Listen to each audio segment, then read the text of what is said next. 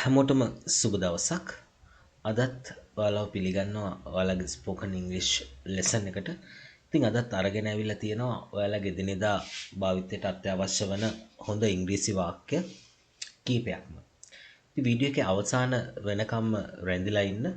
මොකද අන්තිම වාක්‍ය වලදීත් ඔයාලට ඉගෙන ගන්න ලැබෙයි ඒ වාක්‍යයේ පැටර්න් එක අල්ලගත්තට පස්සේ ඒකේ ක්‍රියාපදේ සහ අනිකුත් දේවල් වෙනස් කරලා ඔයාලට මේ පැටර්න් එක පාවිච්චි කරලා තව වාක්‍ය ගණනාවක් නිර්මාණය කරගන්න පුළුවන්. ඉතින් ඒ නිසා හොඳ පැටර්න් වලින් නිර්මාණය වෙච්ච හොඳ වාක්‍ය රටක් කීපයක් අද අන්තර්ගත කරලා තිනවා. ඉතින් වීඩියෝ එකේ අවසාන වෙනකම් රැඳිලා ඉන්න ඔයාලට එදිනෙදා භාවිතයට අත්‍යවශ්‍ය වන හොඳ ඉංග්‍රීසි වාක්‍ය කීපයක්ම ඉගෙන ගන්න ලැබෙයි. හරි අපි එහෙනම් ගිහිල්ලා බලමු අද පළවෙනියටම මම තෝරගෙන තියෙන වාක්‍ය මොකක්ද කියලා. මම හොඳ තැනක් දන්නවා.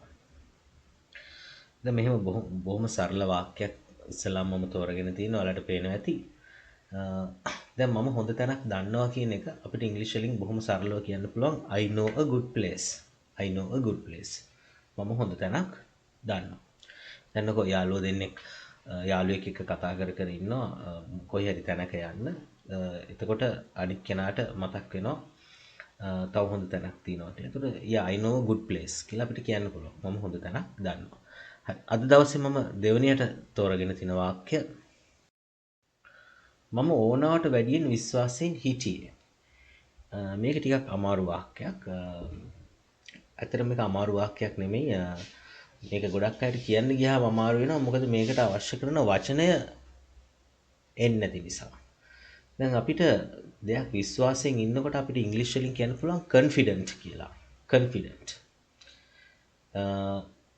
ප්‍රමාණයටත් වඩා අපි විශ්වාසය තියනකොට අපිට කියනවා over confident කියලා. over confident. සමහර අයට විශ්වාසය වැඩි හින්දා සමහර දේවල් ජීවිතේ වරද්ද ගන්නවා. විශ්වාසය වැඩි over confident. ඒ කියන්නේ ගණන් ගන්නෑ මට හොඳටම ෂුවර් හින්දා මේව කරනවා. දැන් මේකත් එන්නේ එහෙම අවස්ථාවක කියන්න ඕන වාක්‍යයක්. මේක අතීත කාලයෙන් තමයි කියන්න ඕනේ. ඒතකොට අර over confident කියන වචනේ එනවා. හැබැයි අතීත කාලෙන්නේ කියන්නේ. ඒතකොට අපිට මේ වාක්‍ය ඉංග්‍රීසි වලින් කියනකොට අපිට මෙන්න මෙහෙම කියන්න පුළුවන්. I was over confident. I was over confident. ඒ කියන්නේ මම ප්‍රමාණයටත් වඩා ඕනවට වඩා විශ්වාසයෙන් හිටියේ. I was over confident. හරි. අද දවසේ දෙවනියට තුන්වෙනියට මම තෝරගෙන තියෙන වාක්‍ය අපි ගිහලා බලමු. බොහොම සරල වාක්‍යයක් අපිට තියෙනවා. ඔයාලට පේනවා ඇති. ඒක මෙහෙට ගේන්න. දැන් ගේන්න කියන එක අපි කොහොමද ඉංග්‍රීසි වලින් කියන්නේ? අපිට කියන්න පුළුවන් bring කියලා. bring. එතකොට මෙහෙට නම් here. දැන් සිංහලෙන් ට අකුර තිබ්බා කියලා ඉංග්‍රීසි වලින් to here කියලා කවදාවත් කියන්නේ නැහැ. අපිට මේක ඉංග්‍රීසි වලින් කියනකොට bring it here. okay? bring it here. ඒක මෙහෙට ගේන්න. bring it here. හරි. අපි යමු අද දවසේ හතරවෙනි ගහන වාක්‍යයට. මගේ හන්දිපත් රිදෙනවා. මගේ හන්දිපත් කැක්කුමයි. දැන් මෙහෙම දේවල් ඉතින් වෙන්න පුළුවන්. මොකක් හරි කොයි කලින් දවසේ වැඩක් කරා හරි මොකක් හරි වෙලා තමන්ගේ හන්දිපත් රිදෙනවා. දැන් හන්දිපත් වලට අපිට ඉංග්‍රීසි වලින් කියන්න පුළුවන් joints කියලා. joints. එතකොට මගේ හන්දිපත් නම් my joints. එතකොට රිදෙනවාට අපි කියන්නේ ache කියලා. එතකොට my joints ache. එහෙම නැත්නම් my joints are aching. ඒ දෙකකින් ඕන එකක් කියන්න පුළුවන්. my joints ache. මගේ හන්දිපත් කැක්කුමයි. my joints ache. අපි යමු අංක 5ට. ඒක ඔයාගේද? බොහොම සරල ප්‍රශ්නයක් තමයි දැන් අපිට ඉංග්‍රීසි වලින් අහන්න වෙලා තියෙන්නේ. මේ වගේ සරල ඒවා දාන්න ප්‍රධාන හේතුව තමයි ගොඩක් අයට මේ බොහොම සරල දෙයක් ඉංග්‍රීසි වලින් අහන්න ගියාම හරියට හිතනවා, හරියට කල්පනා කරනවා. මේ වගේ සරල දෙයක් විශ්වාසයෙන් යුතුව බය නැතුව අහන්න පුළුවන් වෙන්න ඕනේ. ඒ වගේ තමයි ඒ හින්දා තමයි මේ ටිකක් අමාරු ඒවා උගන්වන අතරතුරේදී බොහොම සරල ඒවත් මම අන්තර්ගත කරලා තියෙනවා. අපිට මේ වගේ දෙයක් අපිට ඉංග්‍රීසි වලින් අහද්දී අපිට බොහොම සරලව අහන්න පුළුවන්. is it yours කියලා. is it yours? ඒක ඔයාගේද? is it yours? ඒක ඔයාගේද? හරි. අපි යමු අංක 6ට. දෙන්නම ජීවතුන් අතර. දෙන්නම ජීවතුන් අතර. අපිට ඔකට ඉංග්‍රීසි වලින් දෙන්නම නම් both. එතකොට අපි ඉංග්‍රීසි වලින් කියනකොට they are both alive කියලා කිව්වොත් ඒක වඩා ලස්සනයි. they are both alive. ඒ දෙන්නම ජීවතුන් අතර. they are both alive. ඒ දෙන්නම ජීවතුන් අතර. හරි. අපි යමු අංක 6ට. මම ජොබ් මාරු කරා. කියන්නේ ජොබ් වෙනස් කරා කියන එක තමයි ඔකෙන් අදහස් කරන්නේ. දැන් ඔයාලා දන්නවා ඇති වෙනස් කරනකොට අපිට change කියලා කියන්න පුළුවන්. හැබැයි ඔයාලා පාවිච්චි කරන්නේ නැති ඔයාලා හොඳටම දන්න වචනයක් කියලා දෙන්නම්. ඒක එතකොට ඔයාලට පාවිච්චි කරන්න පුළුවන්. එතන අවුරුදු 2-3කට සැරයක් ජොබ් එකක් මාරු කරපු කෙනෙක් ඉන්නවනම් I switch jobs කියලා කියන්න පුළුවන්. මෙන්න මේ switch කියලා කියන්නේ අර එනදී switch එකක් දානවා කියන්නේ එකකට අනිත් එකකට මාරු වෙනවා කියන එක. අන්න එහෙම අර්ථයක් තමයි ඕකේ තියෙන්නේ switch කියන වචනේ. හැබැයි switch කියන එක ක්‍රියාපදයක් විදිහට භාවිතා වෙනවා. එතකොට I switch jobs කියන්නේ මම job මාරු කරා කියන එක. job වෙනස් කරා කියන තේරුම තමයි ඕකේ තියෙන්නේ. හරි. අපි යමු 8 වෙනි උදාහරණ වාක්‍යයට. ඒක ඇත්තෙන්ම අනිත් අය ඉස්සරහා අපහසුතාවයට පත්වීමක්. දැන් මේක සිංහලෙන් ඔයාලට පේන ඇති ටිකක් අමාරු වාක්‍යයක් වගේ පේන ඇති වචන ගොඩාරියක් තියෙනවා. නමුත් ඉංග්‍රීසියෙන් ඕක කියනකොට ඔය හැම වචනෙම කියන්න අවශ්‍ය නැහැ. අනිත් මිනිස්සු ඉස්සරහා අපහසුතාවයට පත් වෙනවට අපිට ඉංග්‍රීසි වලින් හොඳ වචනයක් තියෙනවා. embarrass කියලා කියන්න පුළුවන්. embarrass කියලා කියන්න පුළුවන්. එතකොට අපිට ඒක මේ වගේ වාක්‍යයක් අපිට ඉංග්‍රීසි වලින් කියනකොට it's really embarrassing කියලා කියන්න පුළුවන්. it's really embarrassing. ඇත්තෙන්ම අනිත් අය ඉස්සරහා අපහසුතාවයට පත් වීම. it's really embarrassing. මේ embarrass කියන වචනේ දන්නේ නැත්නම් ඉගෙන ගන්න. ඒක හොඳ වචනයක්. ඒ කියන්නේ අනිත් මිනිස්සු ඉස්සරහා අපහසුතාවයට පත් වෙනකොට අපිට ওই වචනේ ප්‍රයෝජනෙට ගන්න පුළුවන්. අපි යමු අංක 9ට. ඔයාට මේ සතියන්තේ වැඩ නැද්ද? කියන්නේ වාර ෆ්‍රීද කියලා තමයි අහන්නේ.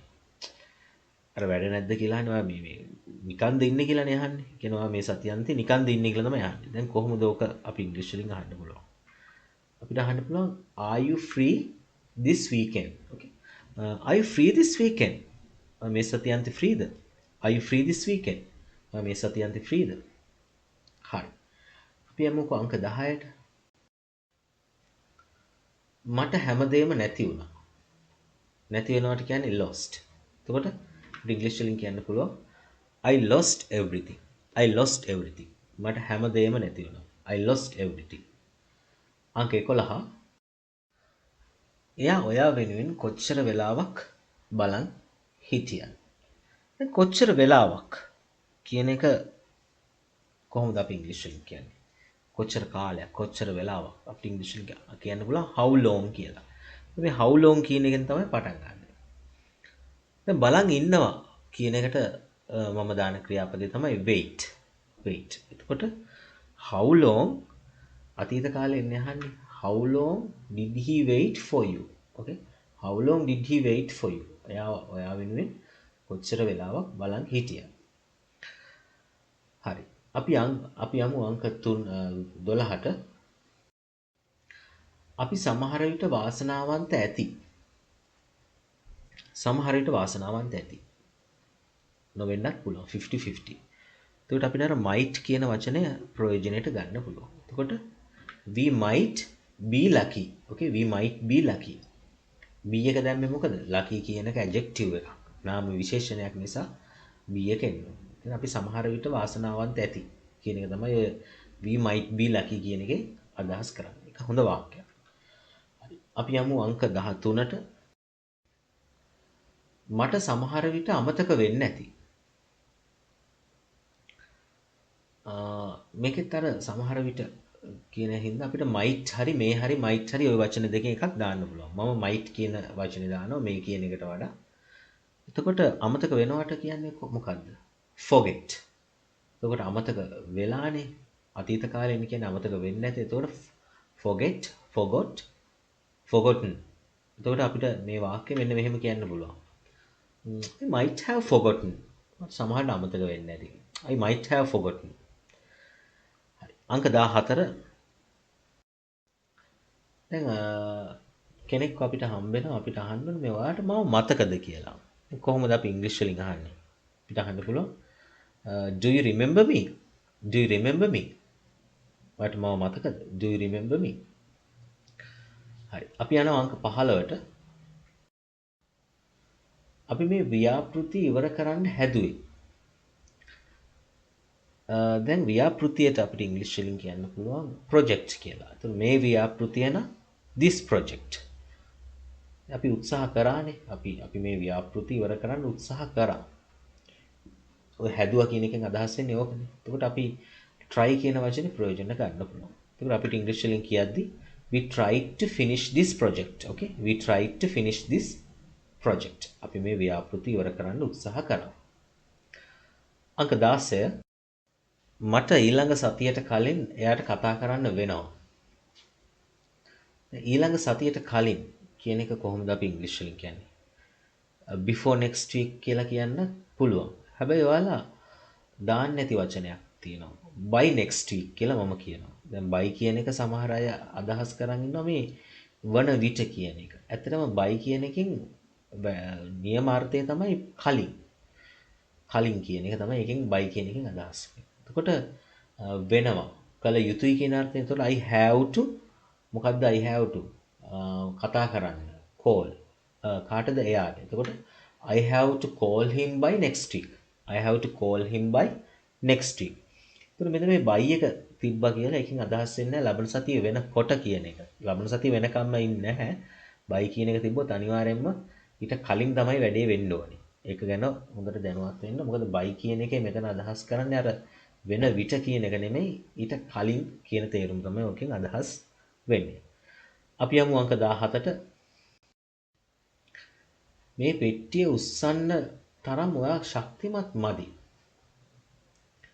ඔයා ශක්තිමත් මදි කියන එකෙන් තමයි අපි පටන් ගන්නෙ. ද ශක්තිමත් නම් strong. එතකොට you are not strong කියලා කියන්නේ ඔයා ශක්තිමත් නැහැ. ඔයා ප්‍රමාණවත් තරම් ශක්තිමත් නැහැ. කොහොමද කියන්නේ? You are not strong enough. ඔයා ප්‍රමාණවත් තරම් ශක්තිමත් නැහැ. මොකටද ශක්තිමත් නැත්තේ? පෙට්ටිය උස්සන්න. එතකොට to lift this box. Okay, to lift this box. කන්නකො මොකක් හරි දෙයක් තියෙනවා. කවුරු හරි කෙට්ටු කෙනෙක් ඇවිල්ලා ඒක උස්සන්න හදනවා. කෙට්ටු කියන්නේ ශක්තිමත් නැති කෙනෙක්. සමහර කෙට්ටුවට ශක්තිමත් අය ඉන්නත් පුළුවන්. එතකොට අපි කියනවා ඒක වාට ඒක උස්සන්න ප්‍රමාණවත් තරම් ශක්තිමත් මදි කියලා දැන් අපි ඔය සිංහලෙන් කියන්නේ. අපි දැන් ඕක ඉංග්‍රීසි වලින් අපිට කියන්න පුළුවන්. You are not strong enough to lift this box. Okay? You are not strong enough to lift this box.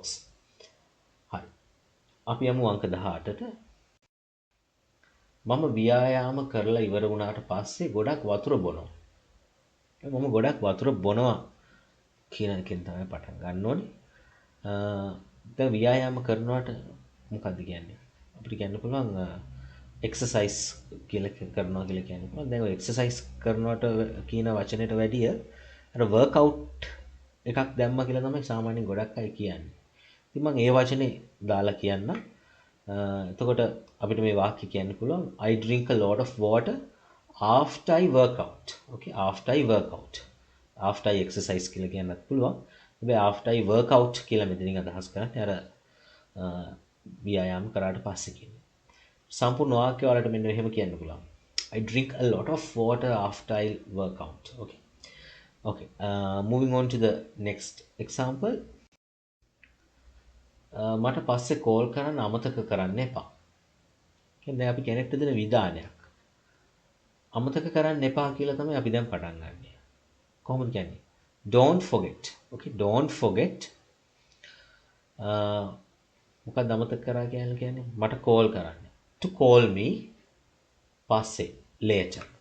ඒකට අපිට සම්පූර්ණ වාක්‍ය කියන්න පුළුවන්. Don't forget to call me later. Don't forget to call me later.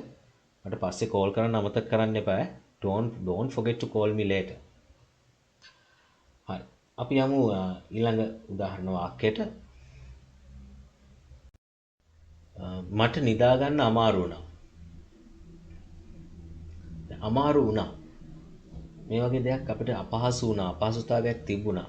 අපිට හොඳ රටාවක් තියෙනවා. අපිට had trouble කියන එක දාලා මේ වගේ වාක්‍ය රටාවක් අපිට කියන්න පුළුවන්. එතකොට අපිට මේ වාක්‍ය මම ඉස්සෙල්ලාට පෙන්නන්න I had trouble sleeping. එතකොට ඔයාලට පේන්නේ නැති මේ වාක්‍ය රටාවේ හැටියට had trouble කියන එක දාලා ක්‍රියාපදයට ing එන්න ඕනේ. එතකොට I had trouble running මට දුවන්න අමාරුවක් තිබ්බා අපහසුයක් තිබ්බා. අන්න ඒක තමයි ওই වාක්‍ය රටාවෙන් අදහස් වෙන්නේ. අපි යනවා අංක 21ට. මාව බලන්න එන්න කලින් කෝල් එකක් දෙන්න. මේ වගේ වෙයි ඉතින් ඔයාලට ඕනේ වෙනවා කියන්න. දැන් කොහොමද කියන්නේ මේ වගේ වාක්‍යයක්? කෝල් එකක් දෙන්න කියලානේ අපි දැන් ඉංග්‍රීසි වලින් පටන් ගන්න විධානයක් නේ දෙන්නේ. එතකොට call me before you visit me. Okay? Call me before you visit me. Call me before you visit me. මම මේ හම්බෙන්න එන්න කලින් මම බලන්න එන්න කලින් කෝල් එකක් දෙන්න. Call me before you visit me. ඒ කාලේ හැමදාම ව්‍යායාම කරන්න ඔයා පුරුදු වෙලා හිටියද? හොඳ වාක්‍යයක් ටිකක් අමාරුයි සමහර අයට. කිසියම් දෙයක් අතීතයේ කරන්න පුරුදු වෙලා ඉඳලා දැන් කරන්නේ නැති දෙයක් අපිට ඉංග්‍රීසි වලින් කියනකොට අපිට used to කියන පැටර්න් එක ප්‍රයෝජනෙට ගන්න පුළුවන්. used to. දැන් මේක හැබැයි used to කියන එක අපි question එකක් නේ දැන් ප්‍රශ්නයක් නේ අහන්නේ. එතකොට අපිට මේ ප්‍රශ්නේ මෙන්න මෙහෙම අහන්න පුළුවන්. Did you used to exercise every day? Did you used to exercise every day? ඔයා ඒ කාලේ ව්‍යායාම කරන්න පුරුදු වෙලා හිටියද? Did you used to exercise every day? අපි යමු අංක 23ට. ඇය ගායිකාවක්ද නැත්නම් නර්තන ශිල්පිනියක්ද? දැන් ගායිකාවට අපිට ඉංග්‍රීසි වලින් කියන්න පුළුවන් singer කියලා. singer. නර්තන ශිල්පිනියට අපිට කියන්න පුළුවන් dancer කියලා. dancer. okay. එතකොට අපිට මේ ප්‍රශ්නේ මෙන්න මෙහෙම අහන්න පුළුවන්. Is she a singer or a dancer? Okay. Is she a singer or a dancer? ඇය මේ නර්තන ශිල්පිනියක්ද ගායිකාවක්ද කියලා තමයි මේ ප්‍රශ්نين අහන්නේ. හරි. අපි යමු අංක 27. ඇයට කාර් එකක් ගන්න ඔයා උදව් කරාද? අපිට දැන් මේ වගේ ප්‍රශ්නයක් අහද්දී ඔයාලට ටිකක් වරදින තැනක් තියෙනවා. අපිට අහන්න පුළුවන් මේක did you help her? අර to එක දාන්න ඕනේ නැහැ. to buy a car කියලා අහන්න ඕනේ. did you help her buy a car කියලා අපිට ඉංග්‍රීසි වලින් අහන්න පුළුවන්. උතන to එක දාන්න නැහැ මේ වාක්‍ය රටාවේ. එතකොට did you help her buy a car? Did you help her buy a car? ඇයට කාර් එකක් ගන්නවා උදව් කරාද? Did you help her buy a car? Okay. අද දවසේ අවසාන වාක්‍ය කොළඹට වහිනවද? දැන් වහිනවා කියන එක අපිට ඉංග්‍රීසි වලින් කියනකොට it's raining කියලානේ කියන්නේ. It's raining. දැන් ප්‍රශ්නයක් අහද්දී අර is කියන එක මුලට ගන්නවා. එතකොට is it raining? කොහෙටද? කොළඹටනේ. in Colombo. එතකොට අපිට අහන්න පුළුවන් is it raining in Colombo? Is it raining in Colombo? කොළඹට වහිනවද? Is it raining in Colombo? හරි. මම හිතන්නේ අද ඔයාලා හොඳ වාක්‍ය රටා කීපයක්ම ඉගෙන ගත්තා. ඉතින් දිගටම channel එකත් එක්ක රැඳිලා ඉන්න. කාර්ය බහුලත්වය නිසා වීඩියෝ ටිකක් දාන්න ප්‍රමාද වුණා. නමුත් දැන් දිගටම දාන්න වීඩියෝස් අපි හදාගෙන යනවා. ඉතින් දිගටම රැඳිලා ඉන්න. මේ වගේ හොඳ වාක්‍ය රටා කීපයක් එක්ක නැවතත් දවස් කීපයකින් ඔයාලව හම්බෙන්න. බොහොම ස්තුතියි.